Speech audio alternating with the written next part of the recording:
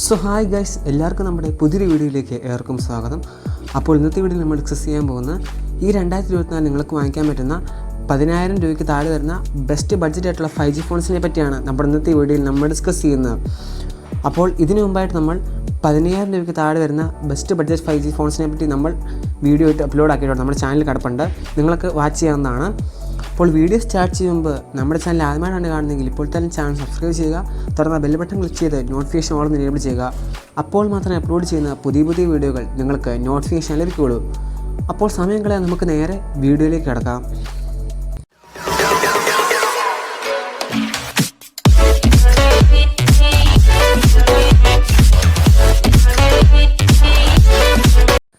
അപ്പോൾ നമ്മുടെ ആദ്യത്തെ സ്മാർട്ട് ഫോൺ എന്ന് പറയുന്നത് Samsung Galaxy F40 5G smart ഫോണാണ്. 6.6 ഇഞ്ചിൻ്റെ full HD+ display with 90 Hz refresh റേറ്റാണ് ഇതിൽ കൊടുത്തിരിക്കുന്നത്. ഗൊറില്ല ഗ്ലാസ് 5 ആണ് ഇതിൽ ഉൾപ്പെടുത്തിയിരിക്കുന്നത്.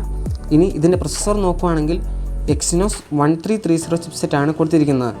ഇനി ക്യാമറയിലേക്ക് നോക്കുകയാണെങ്കിൽ 50 മെഗാപിക്സലിൻ്റെ പ്രൈമറി ക്യാമറയും 2 മെഗാപിക്സലിൻ്റെ ഡുവൽ പ്രൈമറി ക്യാമറ സെറ്റപ്പാണ് ഇതിൽ കൊടുത്തിരിക്കുന്നത്. ഇനി ഫ്രണ്ട് ക്യാമറയിലേക്ക് നോക്കുമ്പോൾ 13 മെഗാപിക്സലിൻ്റെ സെൽഫി ക്യാമറ ഇതിൽ കൊടുത്തിട്ടുണ്ട്. ഇനി ബാറ്ററിയിലേക്ക് നോക്കുകയാണെങ്കിൽ 6000 mAh ബാറ്ററി വിത്ത് 25 വാട്ടിൻ്റെ ഫാസ്റ്റ് ചാർജിംഗ് സപ്പോർട്ടിൽ കൊടുത്തിട്ടുണ്ട്. Android 30 ആണ് നൽകിയിരിക്കുന്നത്. 4 GB RAM 64 GB സ്റ്റോറേജിലും 6 GB RAM 128 GB സ്റ്റോറേജ് വേരിയൻറ്റിലുമാണ് ഇത് വരുന്നത്. അപ്പോൾ ഇതിൻ്റെ പ്രൈസ് റേഞ്ച് സ്റ്റാർട്ട് ചെയ്യുന്നത് 9,490 രൂപയാണ്. അപ്പോൾ ഇതിന് Samsung Galaxy F40 5G smart phone നമുക്ക് ഓൾറൗണ്ടർ ആയിട്ടുള്ള ബഡ്ജറ്റ് സ്മാർട്ട് ഫോൺ എന്ന് വിശേഷിപ്പിക്കാൻ സാധിക്കുന്നതാണ് ഈ സ്മാർട്ട് ഫോൺ എന്ന് പറയുന്നത്. അപ്പോൾ നമ്മുടെ രണ്ടാമത്തെ സ്മാർട്ട് ഫോൺ എന്ന് പറയുന്നത് Realme C65 5G സ്മാർട്ട് ഫോണാണ്. 6.61 ഇഞ്ചിൻ്റെ IPS LCD HD+ ഡിസ്പ്ലേ വിത്ത് 120 Hz റിഫ്രഷ് റേറ്റാണ് ഇതിൽ കൊടുത്തിരിക്കുന്നത്. ഇനി ഇതിൻ്റെ പ്രൊസസ്സർ നോക്കുകയാണെങ്കിൽ MediaTek Dimensity 6300 എന്ന ചിപ്സെറ്റാണ് ഇതിൽ കൊടുത്തിരിക്കുന്നത്. ഇനി ക്യാമറയിലേക്ക് നോക്കുമ്പോൾ 50 മെഗാപിക്സലിൻ്റെ ഡുവൽ പ്രൈമറി ക്യാമറ സെറ്റപ്പാണ് കൊടുത്തിരിക്കുന്നത്. ഇനി ഫ്രണ്ട് ക്യാമറയിലേക്ക് നോക്കുകയാണെങ്കിൽ 8 മെഗാപിക്സൽ സെൽഫി ക്യാമറ കൊടുത്തിട്ടുണ്ട്. ഇനി ബാറ്ററിയിലേക്ക് നോക്കുമ്പോൾ 5000 mAh ബാറ്ററി വിത്ത് 15 വാട്ടിൻ്റെ ഫാസ്റ്റ് ക്വിക്ക് ചാർജ് സപ്പോർട്ടാണ് കൊടുത്തിരിക്കുന്നത്. Android 40 ആണ് ഇതിൽ കൊടുത്തിരിക്കുന്നത്.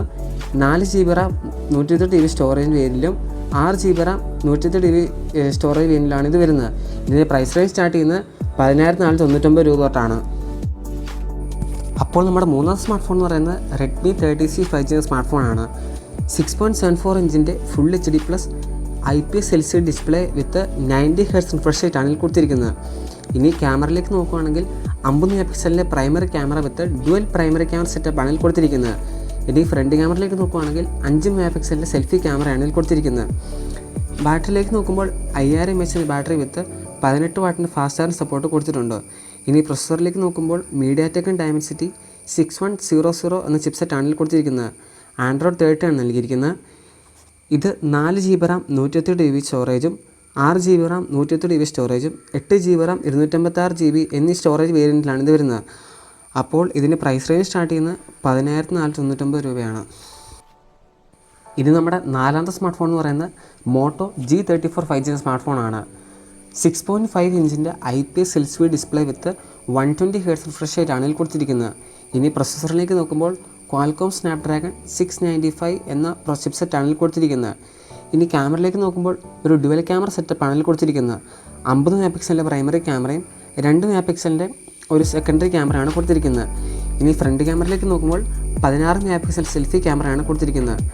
ബാറ്ററിയിലേക്ക് നോക്കുമ്പോൾ 5000 mAh ബാറ്ററി വിത്ത് 18 വാട്ടിൻ്റെ ടർബോ പവർ ചാർജിംഗ് ആണ് കൊടുത്തിരിക്കുന്നത്. Android 40 ആണ് ഇതിൽ നൽകിയിരിക്കുന്നത്.